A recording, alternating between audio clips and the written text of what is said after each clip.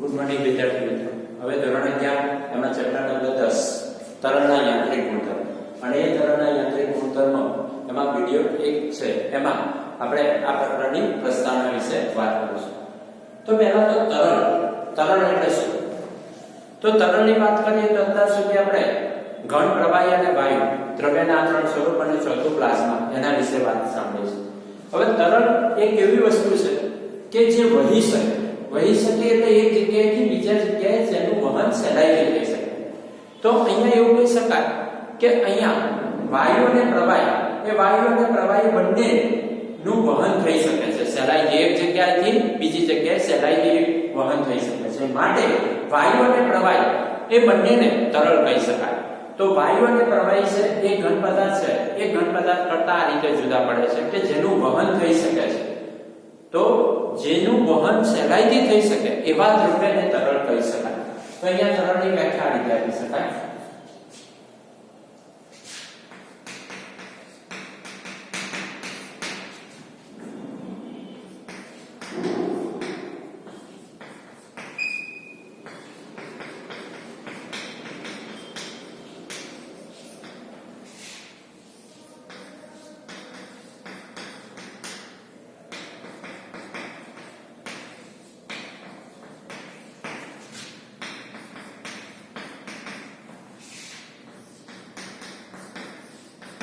તો અહીંયા એવું કહી શકાય કે જેનું વહન અહીંયા સહેલાઈથી થઈ શકે તેવા દ્રવ્યને તરલ કહી શકાય. તો એટલે બીજા શબ્દમાં વાયુ અને પ્રવાહી બંનેને આપણે તરલ તરીકે લઈ શકાય. હવે અહીંયા ઘન પદાર્થ છે એ ઘન અને પ્રવાહી પદાર્થ ની સરખામણીમાં અહીંયા વાયુ પદાર્થ છે એ વાયુ પદાર્થની દબનીયતા વધારે, અથવા બીજા શબ્દમાં એવું કહી શકાય કે ઘન અને પ્રવાહી પદાર્થ છે એને કદ નિશ્ચિત હોય છે અથવા આકાર નિશ્ચિત હોય છે. તો અહીંયા ઘન પદાર્થ છે અને આકાર નિશ્ચિત હોય છે, જ્યારે વાયુ અને પ્રવાહી પદાર્થ છે એ પ્રવાહી પદાર્થની આકારની વાત કરીએ તો જે પાત્રમાં એને ઠલવવામાં આવે એ પાત્રનો આકાર એ વાયુ અને પ્રવાહી પદાર્થનો આકાર થઈ જાય. તો અહીંયા કહી શકાય કે ઘન અને પ્રવાહી પદાર્થને કદ નિશ્ચિત હોય છે, જ્યારે વાયુ પદાર્થ છે એ વાયુ પદાર્થનું કદ નિશ્ચિત હોતું નથી. એટલે ઘન અને પ્રવાહી પદાર્થ વાયુ પદાર્થ કરતા આ રીતે જુદું પડે છે. તો વાયુ પદાર્થને જે પાત્રમાં તમે ભરોસો એ પાત્રનું કદ એ વાયુનું કદ બની જાય. એટલે જે પાત્ર પૂરેપૂરું ભરાય નહીં ત્યાં સુધી એ વાયુનું કદ થઈ જાય. પાત્રનું કદ એટલું જ વાયુનું કદ થઈ જશે.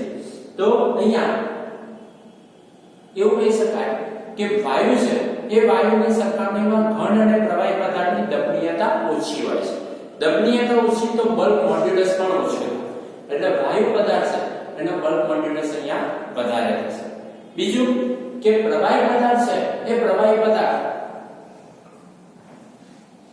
અને વાયુ પદાર્થની વાત કરીએ તો આપણે આ ચેપ્ટરમાં વાયુ અને પ્રવાહી માટે વિચારવાનું શા માટે કે તરલ છે, તરલ એટલે વાયુ અને પ્રવાહી પદાર્થની જ વાત આવે. તો અહીંયા મેં તમને કીધું કે ઘન પદાર્થ છે એનું કદ નિશ્ચિત હોય, આકાર પણ નિશ્ચિત હોય છે. પણ આકાર એટલા માટે નિશ્ચિત હોય છે તો ઘન પદાર્થ એ પ્રવાહી અને વાયુ પદાર્થ એટલા માટે જુદો પડે છે કે એનો આકાર નિશ્ચિત હોય છે. પણ 0 ડિગ્રી સેલ્સિયસ તાપમાને આકાર નિશ્ચિત એટલે કે 1 atm દબાણે આકાર નિશ્ચિત કહી શકાય. જ્યારે પ્રવાહી છે અને વાયુ એનો આકાર નિશ્ચિત હોતો નથી. પ્રવાહીના આકાર જે પાત્રમાં એને ઠલવવામાં આવે પાત્રનો આકાર એ જ પ્રવાહી પદાર્થનો આકાર બની જાય. બીજું કે પ્રવાહી પદાર્થ છે એ પ્રવાહી પદાર્થ અદબનીય પદાર્થ છે. એ અદબનીય પદાર્થ શા માટે કે એની ઘનતા છે એ અચળ રહેશે, જ્યારે વાયુ પદાર્થ છે એ દબનીય છે કારણ કે એની ઘનતા અચળ રહેતી નથી. તો અહીંયા કહી શકાય કે વાયુ છે એ વાયુની દબનીયતા એ ઘન કે પ્રવાહી પદાર્થની દબનીયતા કરતા ખૂબ જ વધારે હોય છે. તો આ રીતે તમે પ્રસ્તાવનામાં તમે વાયુ અને પ્રવાહી એની દબનીયતા વિશે આપણે જોયું. હવે અહીંયા સૌપ્રથમ દબાણ કોને કહેવાય? તો દબાણ છે એ દબાણની વ્યાખ્યા સમજવા માટે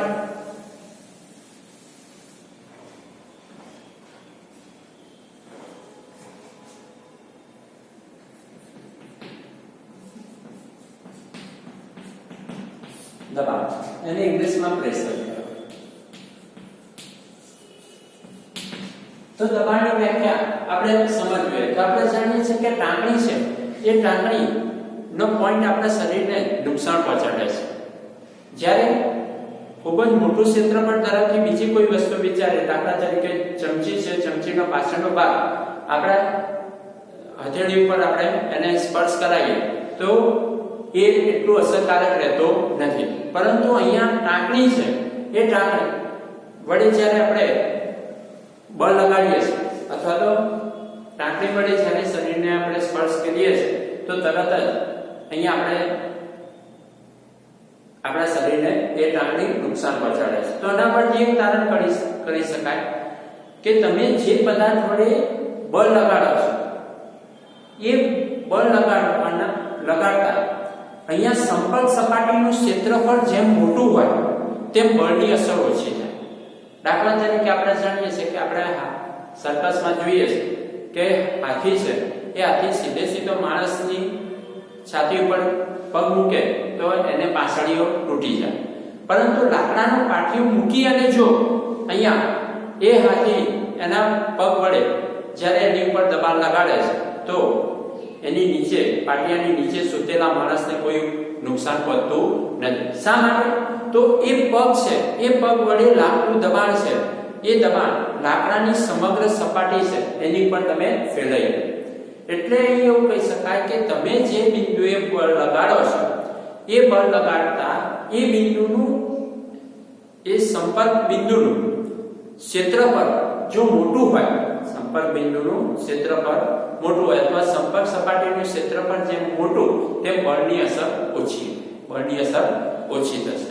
તો અહીં એવું કહી શકાય કે અહીંયા દબાણ છે એ દબાણ બરાબર બળ ભાગ્યા ક્ષેત્રફળ કહી શકાય. પણ શા માટે? તો બળ ભાગ્યા ક્ષેત્રફળ કહી શકાય કે દાખલા તરીકે આપણે જાણીએ છીએ કે કોઈ એક તરલ છે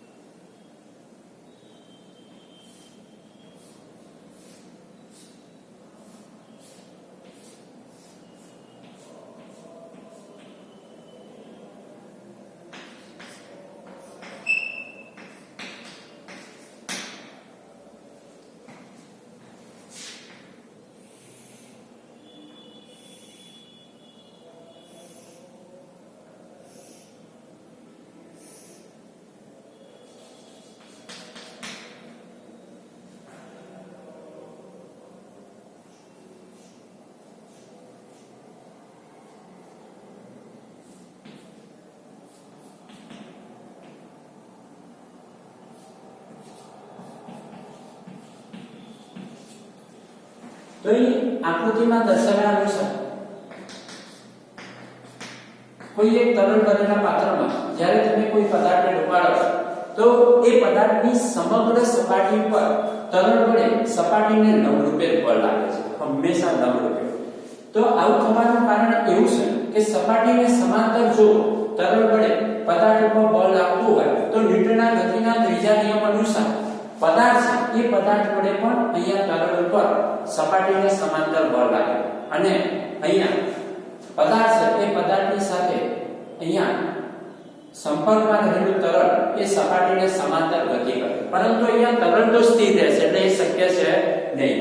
એટલે તરલ સ્થિર રહેશે એટલા માટે એવું કહી શકાય કે અહીંયા તરલ વડે અહીંયા પદાર્થ છે એ પદાર્થની સપાટી ઉપર હંમેશા સપાટીને લંબરૂપે જ બળ લાગે છે. એટલે એનો માત્ર લંબ ઘટક જ વિચારવાનો, સપાટીને સમાંતર ઘટક છે અહીંયા વિચારવાનો નથી. એટલે અહીંયા લંબરૂપે બળ લાગે છે. હવે અહીંયા એવું કહી શકાય કે આ લાગતું બળ આપણે જો શોધવું હોય તો એના માટે અહીંયા એક દબાણ માપક યંત્ર બનાવ્યું છે. તો અહીંયા દબાણ માપક યંત્રમાં અહીંયા નળાકાર છે અને એ નળાકારમાં અહીંયા પિસ્ટન છે, એ પિસ્ટનને અહીંયા અંકિત કરેલી સ્પ્રિંગ સાથે જોડેલું છે. હવે આવા દબાણ માપક યંત્રને જ્યારે તરલમાં મૂકો છો તો તરલ વડે આ પિસ્ટન ઉપર કે જેનો આડછેદનું ક્ષેત્રફળ a છે એની પર લાગતું બળ F છે. તો હવે જેટલું અહીંયા પિસ્ટન ઉપર તરલ વડે જેટલું બળ લાગશે એટલું જ બળ અહીંયા દબાણ છે એટલું જ બળ અહીંયા આ સ્પ્રિંગ વડે આ પિસ્ટન ઉપર લાગશે ન્યૂટનના ગતિના ત્રીજા નિયમ મુજબ. પરંતુ આ અંકિત કરેલી સ્પ્રિંગ છે માટે આ તમે બળ છે એનું મૂલ્ય તમે માપી શકો.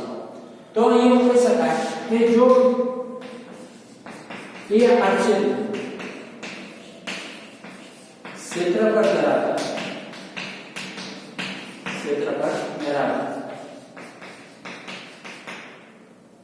પિસ્ટન પર લાગતું બળ F તો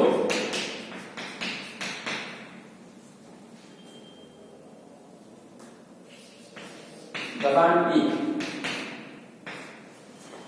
P is equal to F/A.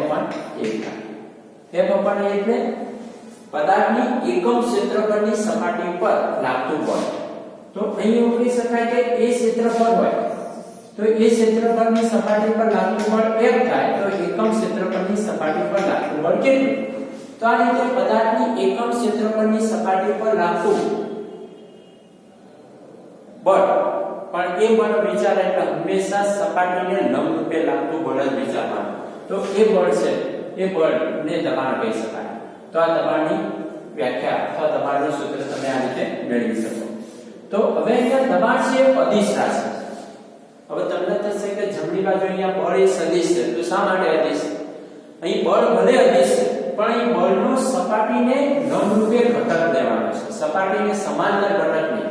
તો અહીંયા બળનો સપાટીને લંબરૂપે ઘટકની વાત કરીએ છીએ અને ઘટકની વાત આવે એટલે અહીંયા દબાણ એ અદિશ રાશિ છે.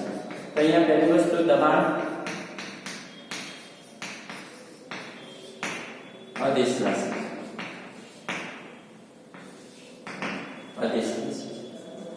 હવે દબાણ અદિશ રાશિ હોવાને કારણે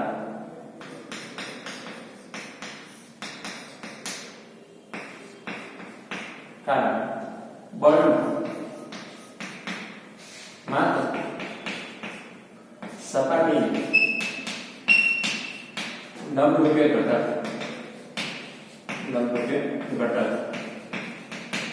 ધ્યાનમાં લેવાનું.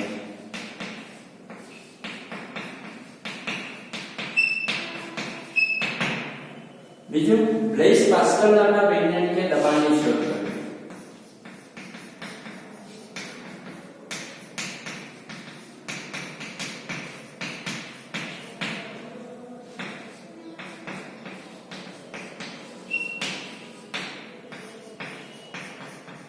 દબાણની શોધ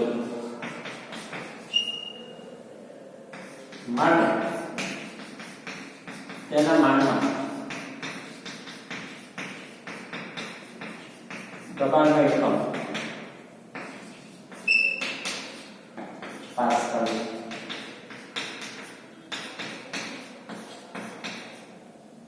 અથવા ન્યૂટન પ્રતિ મીટર સ્ક્વેર છે. તો પાસ્કલ અને અહીંયા સૂત્ર પરથી બનાવીએ તો ન્યૂટન પ્રતિ મીટર છે. બીજું, અહીંયા દબાણનો બીજો એકમ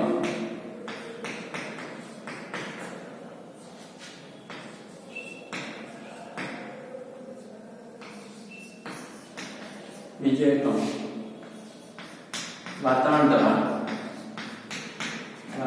દબાણ એટલે ATM.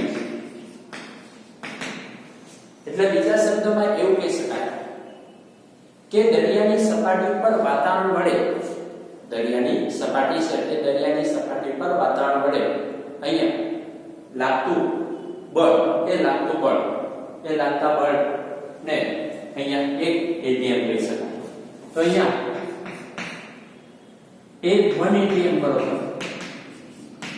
1.013 ગુણ્યા 10⁵ પાસ્કલ 10⁵ પાસ્કલ. તો એક આ સૂત્ર યાદ રાખવાનું 1 atm બરોબર 1.013 ગુણ્યા 10⁵ પાસ્કલ. હવે આ રીતે દબાણના ત્રણ એકમ છે પાસ્કલ, મીટર પ્રતિ મીટર સ્ક્વેર અને 1 atm એટલે 1.013 ગુણ્યા 10⁵ પાસ્કલ. તો આ દબાણની વાત છે. હવે અહીંયા ઘનતાની વાત કરીએ. તો જો ઘનતા વિચારીએ તો ઘનતાને ρ વડે દર્શાવીએ. તો અહીંયા ઘનતા ρ બરોબર અહીંયા આપણે m/v લખી શકાય. એટલે કે જો પદાર્થનું દળ m અને તેનું કદ v હોય તો અહીંયા પદાર્થના દળ અને કદ v ના ગુણોત્તરને પદાર્થની ઘનતા કહી શકાય. તો એના એકમની વાત કરીએ તો ρ બરોબર અહીંયા દળને એકમ kg અને એકમ મીટર ક્યુબ, તો kg પ્રતિ મીટર ક્યુબ. તો અહીંયા પ્રવાહી તરલ છે એ પ્રવાહી તરલની ઘનતા અચળ. શા માટે? કે તેની પર દબાણ લગાડતા તેના કદમાં ફેરફાર થતો નથી. અને કદમાં ફેરફાર ના થાય, કદ અચળ છે, દળ તો અચળ છે, એટલે હંમેશા એની ઘનતા અચળ. એટલે એવું કહી શકાય કે પ્રવાહી રૂપ તરલ છે, પ્રવાહી રૂપ તરલ અદમ્ય તરલ છે.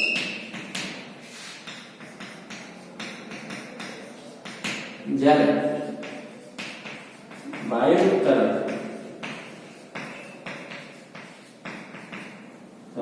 દમ્ય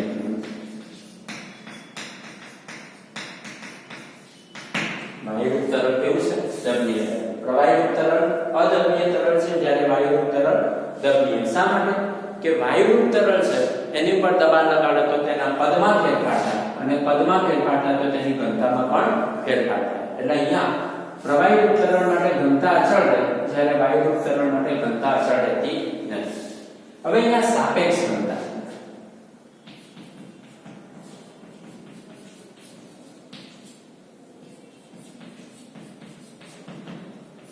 તો કોઈ પણ પદાર્થની સાપેક્ષ ઘનતા એટલે 4 ડિગ્રી સેલ્સિયસ તાપમાન અથવા 273 કેલ્વિન તાપમાન, 277 કેલ્વિન તાપમાન અહીંયા પાણીની ઘનતા. તો 4 ડિગ્રી સેલ્સિયસ તાપમાને પાણીની ઘનતા મહત્તમ હોય 1000 હોય છે. તો 4 ડિગ્રી સેલ્સિયસ તાપમાન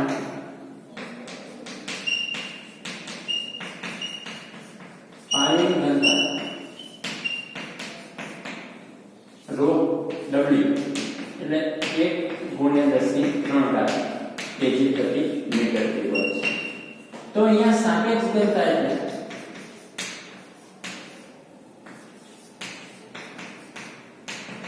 પદાર્થની ઘનતા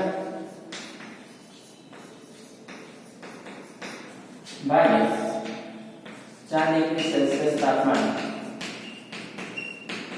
પાણીની. તો કોઈ પણ પદાર્થની ઘનતા, કોઈ પણ પદાર્થની સાપેક્ષ ઘનતા એટલે પદાર્થની ઘનતા ભાગ્યા 4 ડિગ્રી સેલ્સિયસ તાપમાને પાણીની ઘનતા. એટલે પદાર્થની ઘનતાને જો શોધવી હોય તો આ 4 ડિગ્રી સેલ્સિયસ તાપમાને પાણીની ઘનતા છે અને સાપેક્ષ ઘનતા વડે શું કરી દેવાનું? ગુણી દેવાનું. તો અહીંયા તમને ટેક્સ્ટબુકમાં જુદા જુદા પદાર્થોની સાપેક્ષ ઘનતા તમને આપી દીધી છે. તો આ રીતે તમે સાપેક્ષ ઘનતા છે એ પરિમાણ રહિત છે. શા માટે? કે પદાર્થની ઘનતા અને 4 ડિગ્રી સેલ્સિયસ તાપમાને પાણીની ઘનતાનો એક ગુણોત્તર છે. એટલા માટે એ સાપેક્ષ ઘનતા છે પરિમાણ રહિત છે, જ્યારે અહીંયા ઘનતા છે પરિમાણ રહિત નથી. તો આ રીતે તમે દબાણ, ઘનતા અને સાપેક્ષ ઘનતાની સમજૂતી મેળવો.